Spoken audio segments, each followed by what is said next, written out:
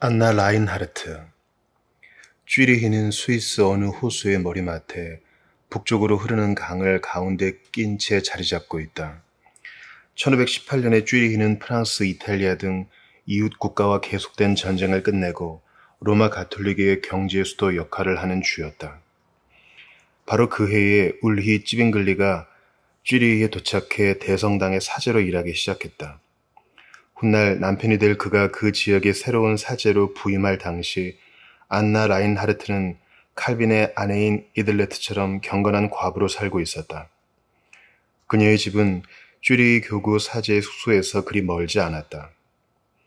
안나가 태어난 해를 정확히 알 수는 없지만 1484년경으로 추정된다. 그녀의 아버지는 중산층 지주였다. 안나의 유년 시절에 관해 알려진 사실은 그녀의 외모가 빼어났고 동네 청년인 요한 폰 크러나우가 그녀와 결혼하고자 했다는 것뿐이다. 그러나 요한의 아버지는 다른 신부감을 선택했다. 폰 크러나우 가문은 쥐리히에서 가장 오래되고도 유력한 집안으로 요한의 아버지는 가문의 명예를 중시하였고 그의 아들이 자신의 귀족 계급을 유지해 가기를 원했다. 그래서 아들 요한을 콘스탄츠 주교의 궁정으로 보내 교육을 받도록 했다. 그리고 요한이 그곳에 가 있는 동안 그의 아버지는 오스트리아의 귀족 가문에서 며느리를 택했다. 그러나 요한은 다른 나라의 귀공녀가 아니라 스위스의 평민을 아내로 맞이하기로 이미 마음먹었다. 요한과 안나는 1504년에 쥐리히의 한 마을 교회당에서 비밀리에 결혼했다. 요한의 아버지는 이 사실을 알고 크게 노하여 아들을 집에 들이지 않았고 그의 상속권을 박탈해버렸다. 이제 안나의 남편은 스스로 생계를 꾸려가야만 했다. 1511년에 요한은 아버지의 방해를 뚫고 시의원으로 선출되었으며 이후 가족의 생계를 위해 스위스 군대의 기수가 되어 이탈리아로 가 프랑스와의 전쟁에 참여했다. 수차례 전투를 치르고 나서 고향으로 돌아온 그는 건강이 매우 나빠졌으며 얼마 지나지 않아 안나를 남겨두고 세상을 떠났다. 둘 사이에는 아들 하나와 딸 둘이 있었는데 딸 하나는 젖을 떼기도 전에 죽고 말았다. 안나와 찌빙글리를 이어준 것은 그녀와 요한 사이에 태어난 아들 게롤트였다. 찌빙글리가 쥐리히에 도착한 1518년 후반에 안나는 소득이 적어서 가족을 뒷바라지하고 교육하는 데 어려움을 겪고 있었다. 찌빙글리가 설교 사역을 처음 시작할 때부터 안나는 그의 설교를 아주 주의 깊게 들었다. 그녀의 집이 찌빙글리의 교구에 속해 있었기에 찌빙글리는 교구의 목회자로서 그녀와 만나게 되었다. 곧바로 그는 안나의 어려운 형편과 기독교인으로서의 품위를 보았으며 특히 게롤트가 그의 눈길을 끌었다.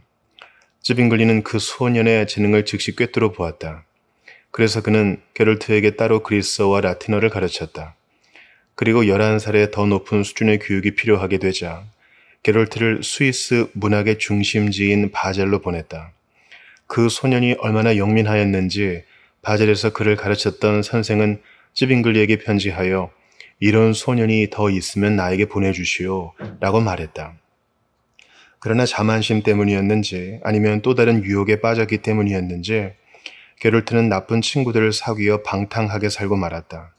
그래서 1523년에 찌빙글리는 게롤트를 위해 귀족 청년을 교육하기 위한 지침이라는 책을 써서 그에게 헌정하여 성경의 윤리를 회복하고 기독교인으로서 살아갈 것을 촉구하였다. 다행히도 이 호소가 소년의 마음을 움직였는지 게롤트는 마음을 돌려 새로운 삶을 살기 시작했다. 총명하고 전도 유망한 이 청년은 어린 나이에도 매우 빠르게 쥐리히시에서 가장 높은 자리에까지 올랐다. 18살에 시의회 의원이 되었고 21살에 시의회 의장이 된 것이다. 이와 같이 찌빙글리가 아버지처럼 게롤트를 돌보는 과정에 그의 어머니와 결혼하게 되는 길이 열렸다. 그는 게롤트를 걱정하는 안나의 마음을 헤아리면서 점점 더 그녀를 생각하였고 결국 그녀와 사랑에 빠졌다. 그러나 결혼으로 가는 길은 순탄하지 않았다. 사제들은 결혼할 수 없었기 때문이다. 두 사람은 다른 이들이 자기들의 결혼을 반대할까봐 두려워했고 그로 인해 찌빙글리의 사역에 해가 될까봐 염려했다. 결국 안나는 이번에도 비밀리에 찌빙글리와 결혼식을 올렸고 찌빙글리는 1524년까지 가장 가까운 친구들 외에는 아무에게도 이 사실을 알리지 않았다. 이 결혼 소식은 쥐리히를 넘어 엄청난 파장을 일으켰다. 쯔빙글리는 결혼한 최초의 개혁자가 되었다. 로마 가톨릭은 쯔빙글리가 자신의 선서를 깨고 안나의 미모와 돈을 보고서 결혼했다고 그를 비난했다. 이에 쯔빙글리는 안나에게 400길더조차도 없다고 대답했다. 안나의 미모는 어느 정도 영향을 미쳤는지도 모르겠다.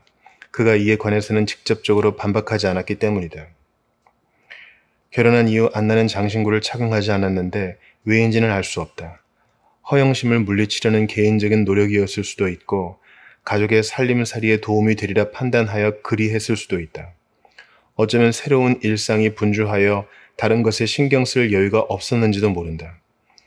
그녀는 저명한 개혁자의 아내로서 도시의 가난한 자들을 돌보고 병든 자들을 찾아다니고 아이를 낳아 기르고 많은 사람들을 집으로 불러 대접하기도 했기 때문이다. 남편이 교구의 영혼들을 돌볼 때 그녀는 물질적으로 어려운 사람들을 돕기 위해 힘썼다. 안나는 교구 사람들보다도 남편을 훨씬 더 정성껏 돌보았다. 쯔빙글리는 그녀를 사랑하는 아내이자 자신의 사역에 큰 도움을 주는 조력자로 칭했다. 쯔빙글리 역시 좋은 아버지였으며 그의 아이들은 아버지의 바이올린 연주를 좋아했다. 쯔빙글리가 일에 너무 몰두한 나머지 새벽같이 일어나 밤늦게까지 일하면 안나는 그의 소매를 당기면서 이렇게 속삭였다. 여보, 조금 더 쉬세요. 안나는 쯔빙글리에게서 전에는 잘 이해하지 못했던 그리스도의 성품에 관해 듣는 것을 매우 좋아했다. 1525년에 쯔빙글리가 취리히의 다른 목회자들과 함께 성경을 번역하기 시작했을 때 그는 매일 밤 잠자리에 들기 전에 안나에게 교정본을 읽어주었다.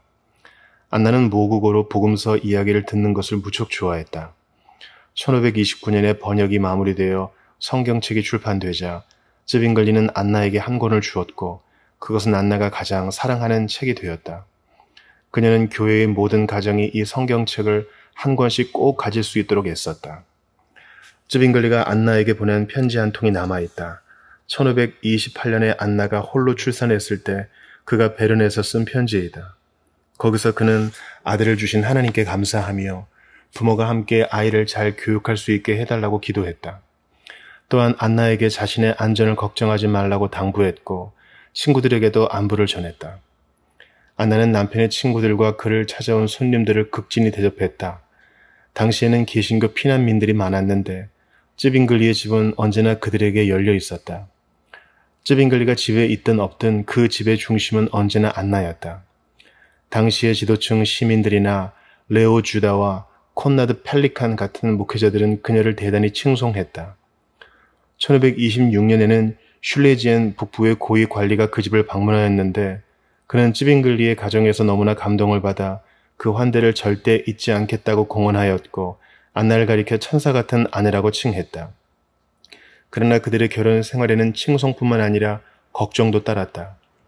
쯔빙글리는 끊임없이 로마 가톨릭에 의해 암살되거나 납치를 당할 위험 속에서 살았고 안나에게 이것은 커다란 걱정거리였다.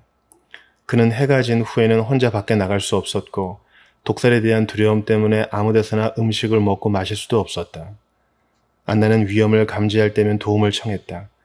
남편이 밖에 나갈 일이 있을 때면 안나는 남편과 동행할 사람을 불렀고 그가 밤늦게까지 누군가를 만나고 있을 때면 친구들에게 집까지 바래다 달라고 부탁했다. 안나는 언제나 그의 곁에 있었고 위험이 가까이 오면 그를 위해 무슨 일이든 하려고 했다. 그래서 그를 살해하려는 시도가 여러 차례 좌절되기도 했다. 1525년 8월 28일 밤 누군가가 이들의 집에 돌을 던졌고 그 돌과 함께 나무 조각들이 집 안으로 날아들었다. 쯔빙글리는 겁에 질린 안나와 아이들을 진정시키고 칼을 집어들었다. 그러고는 이렇게 외쳤다. 누구든 나와 해결할 일이 있으면 내일 아침에 오시오.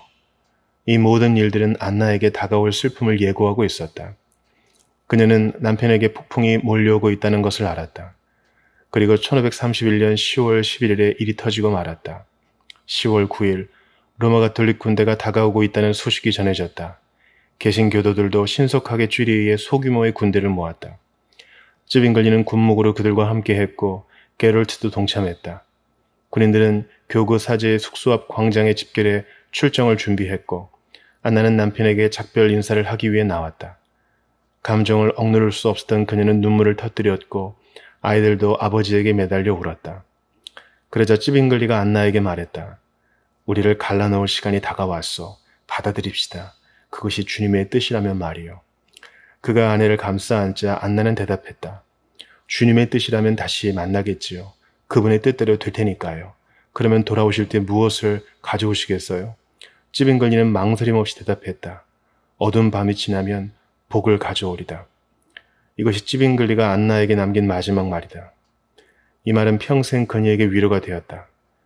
그녀는 이 땅의 어두운 밤이 지나고 밝은 하늘에서 남편을 다시 만날 때에 그 복이 함께 하리라는 것을 믿었다. 찌빙글리는 아이들을 안아준 뒤 떠났다. 군인들과 게롤트와 함께 말에 올라 모퉁이를 돌면서 그는 뒤를 돌아보았고 안나는 마지막으로 손을 흔들었다. 그녀는 아이들과 함께 서둘러 집으로 돌아와 무릎을 꿇고는 주께서 하신 기도를 되뇌었다. 아버지여 나의 원대로 마시옵고 아버지의 원대로 하옵소서. 그러고는 위로를 얻고서 자리를 털고 일어나 전투 결과가 들려오기를 기다렸다. 찌빙글리의 뒤를 이은 한리 블링거는 처참한 패배의 소식이 전해지자 쥐리히의 비통한 애곡이 가득 찼다고 증언한다. 그러나 누구보다도 안나의 슬픔은 그 깊이를 헤아릴 수 없었다. 예전에도 슬픔을 많이 겪었으나 이때와는 비교할 수가 없었다. 전투에서 패배하고 찌빙글리가 사망했다는 소식이 처음 전해졌을 때 그녀의 친구들은 슬픔을 덜기 위해 자세한 내용을 감추었다. 남편과 함께 아들 게롤트, 그녀의 형제와 사촌 한 명이 전장의 이슬로 사라졌고 3위는 심각한 부상을 입었다. 사망의 비통한 슬픔이 그녀를 애웠었다. 곧이어 남편의 시체를 4조각으로 잘라 불태웠고 그 죄마저 더럽혀졌다는 소식이 전해졌다. 이보다 더 큰 슬픔이 있을까? 그러나 선지자는 더 큰 슬픔에 대해 말한다. 나의 고통과 같은 고통이 있는가 볼지어다. 예레미야가 1장 12절. 안나는 자신의 슬픔을 안고서 구원자께로 나아갔고 주님은 그녀를 위로하셨다. 그녀가 겪은 큰 슬픔이 전해지자 사람들은 그녀를 종교개혁이 낳은 애통의 어머니라고 불렀다. 너무나 많은 것을 잃어버린 안나는 한없이 눈물을 흘렸다. 저명한 인사들과 목회자들이 그녀를 방문하거나 기독교인으로서 위로하는 편지를 보냈으며 부서는 그녀와 그녀의 아이들을 돕겠다고 제안했다. 그 중에서도 젊은 블링거는 그녀에게 가장 큰 위로가 되었다. 사도 요한이 마리아를 자기 집으로 모셨던 것처럼 블링거와 그의 아내는 안나에게 집을 내주고 사랑하는 자녀가 되어 주었다. 찌빙글리는 가족에게 재산을 단 한 푼도 남기지 않았다. 할 수 있는 대로 모든 것을 가난한 자들에게 베풀었기 때문이다. 그래서 블링거는 찌빙글리를 대신해 안나의 아들처럼 그녀를 보살피면서 이렇게 말했다. 사랑하는 어머니, 이제 부족함이 없을 거예요. 제가 당신에게 친구와 선생과 조언자가 되어드릴게요. 또한 그는 마치 아버지처럼 찌빙글리의 자녀들을 대했다. 아이들을 교육하고 자기가 비용을 대 어린 울리히를 바젤로 변해 교육받게 했다. 안나의 삶의 마지막 무렵에 대해서는 거의 알려져 있지 않다. 찌빙글리가 죽은 이후 그녀는 교회에 갈 때를 제외하면 거의 집 밖으로 나가지 않았던 것 같다. 노년에는 건강이 나빠져서 오랫동안 병을 앓았지만 그 모든 고통을 견뎌냈다. 블링거는 1538년 12월 6일에 그녀의 죽음을 이렇게 회고했다. 이보다 더 행복한 임종은 없을 것이다. 어머니는 마치 한 줄기 빛처럼 조용히 숨을 거두셨다. 주님을 경배하며 그리고 우리 모두를 하나님의 손에 맡겨드리며 그렇게 주님의 품으로 가셨다. 안나의 큰 딸인 레골라는 어머니의 아름다움과 부모의 경건을 물려받았다.